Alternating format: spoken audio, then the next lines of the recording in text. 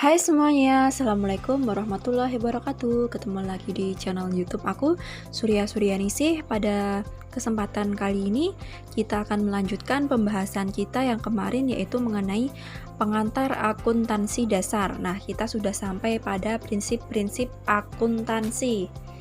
Tapi sebelumnya, buat kalian yang baru aja datang di channel YouTube aku, jangan lupa buat subscribe, tekan tombol bell, like, comment, and share, biar kalian gak ketinggalan untuk updatean video aku yang terbaru. Terima kasih. Oke, langsung aja kita bahas mengenai prinsip-prinsip akuntansi. Yang pertama yaitu ada prinsip entitas ekonomi atau kesatuan usaha. Nah, maksud dari prinsip entitas ekonomi itu merupakan suatu kesatuan usaha yang berdiri sendiri, yaitu terpisah dari kepentingan pribadi dan kepentingan usaha, begitu teman-teman. Kalau di sini berdiri sendiri serta terpisah dari entitas ekonomi lainnya maupun terpisah dari pribadi pemiliknya. Sebagai contoh, aset yang dimiliki perusahaan harus terpisah dari aset pribadi pemilik usaha atau tidak boleh dicampur. Dengan prinsip ini, maka tanggung jawab keuangan pada perusahaan akan tercipta dengan jelas. Nah, maksudnya ini kepentingan perusahaan dan kepentingan pribadi itu berdiri sendiri, teman-teman. Jangan sampai dicampur adukan. Prinsip yang selanjutnya yaitu prinsip kesinambungan. Nah, maksudnya di sini sebuah bisnis atau usaha ini dimaksudkan akan berjalan secara terus-menerus, teman-teman. Jadi perusahaan itu berharap agar perusahaannya selalu berjalan terus, tidak ada penghentian pengharapan mereka. Yang selanjutnya yaitu prinsip satuan moneter. Nah, maksudnya di sini pencatatan transaksi keuangan ini harus dinilai dalam mata uang. Misalnya dolar, rupiah. Yang keempat yaitu prinsip periode waktu. Nah, maksudnya di sini pelaporan dan penilaian usaha dibatasi oleh periode waktu tertentu. Maksudnya di sini yaitu periode akuntansi, teman-teman. Biasanya itu dalam 1 tahun, misalnya 1 Januari sampai dengan 31 Desember. Dengan begitu, maka informasi keuangan perusahaan akan terukur dan mudah untuk diketahui. Yang selanjutnya, yang kelima yaitu prinsip biaya histori. Nah, maksudnya itu pencatatan transaksi keuangan atas perolehan barang itu didasarkan pada biaya yang dikeluarkan untuk mendapatkan barang tersebut, teman-teman. Jadi, kalau kita mengakui adanya perolehan barang, maka kita akan mencatatnya sebesar biaya yang telah kita keluarkan tersebut. Yang selanjutnya yaitu prinsip pengakuan pendapatan. Nah, maksudnya ini tambahan kekayaan yang disebabkan adanya kegiatan usaha.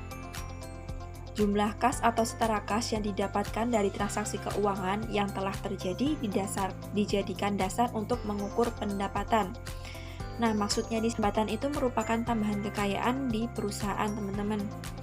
Jumlah kas dan setara kas yang didapatkan itu dijadikan dasar untuk mengukur pendapatan.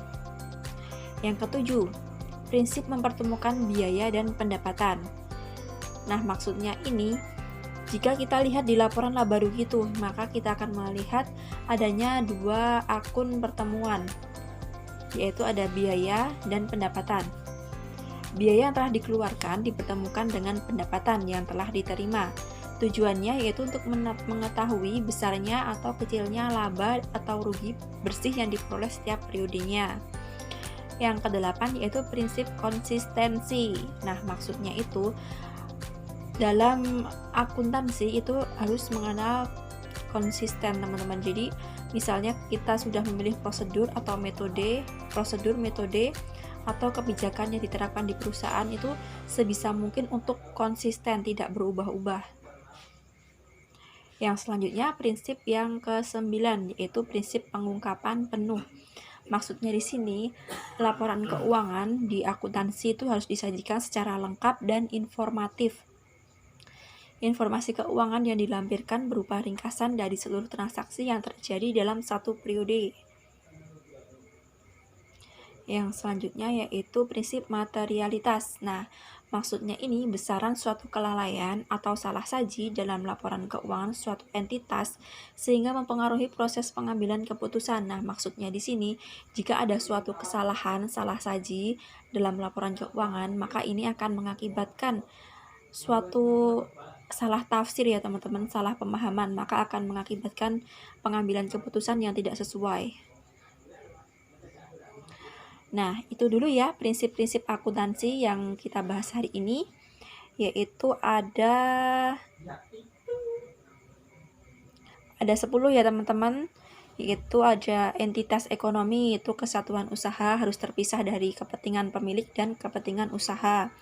Lalu prinsip kesinambungan usaha atau going concern, ini perusahaan itu bermaksud untuk dijalankan terus-menerus, tidak untuk dibubarkan atau diberhentikan. Yang ketiga itu prinsip satuan moneter, yaitu akuntansi itu harus dinilai dengan mata uang atau unit monetary. Yang keempat yaitu prinsip di akuntansi biasanya 1 tahun dari 1 Januari sampai 31 Desember, tergantung kebijakan perusahaan. Lalu ada prinsip biaya histori. Nah, maksudnya ini jika kita memperoleh suatu barang, maka kita akan mengakui perolehannya itu sebesar biaya yang kita keluarkan untuk memperoleh barang tersebut. Yang keenam yaitu prinsip pengakuan pendapatan. Nah, ini pendapatan itu diakui dengan cara kita melakukan pengukuran atas kas dan setara kas. Lalu yang ketujuh yaitu ada prinsip mempertemukan biaya dan pendapatan. Nah, ini untuk dilakukan agar bisa memperoleh berapa pendapatan atau kerugian di dalam perusahaan yang ada di laporan laba rugi. Lalu yang kedelapan yaitu prinsip konsistensi. Nah, maksudnya di sini metode atau prosedur yang digunakan oleh perusahaan atau kebijakan. Nah, itu harus secara konsisten, tidak berubah-ubah, penuh atau full disclosure. Nah, ini maksudnya laporan akuntansi itu harus dilaporkan secara jelas tanpa adanya penutupan. Yang ke-10 yaitu prinsip materialitas. Nah, maksudnya di sini yaitu apabila ada suatu kesalahan salah saji, itu akan mengakibatkan penafsiran yang salah oleh pembuat keputusan. Maka akibatnya keputusan yang diambil itu tidak sesuai dengan kenyataan yang sebenarnya, teman-teman. Oke, itu dulu ya teman-teman yang dapat aku sampaikan. Kurang lebihnya mohon maaf. Jika kalian memiliki pertanyaan, silahkan komen. Dan apabila kalian ada yang kurang mengenai penjelasan aku, silahkan dikasih saran teman-teman. Dan apakah kalian memiliki ide, apakah sebaiknya aku membahas apa gitu. Oke, itu dulu ya. Wassalamualaikum warahmatullahi wabarakatuh. Dadah.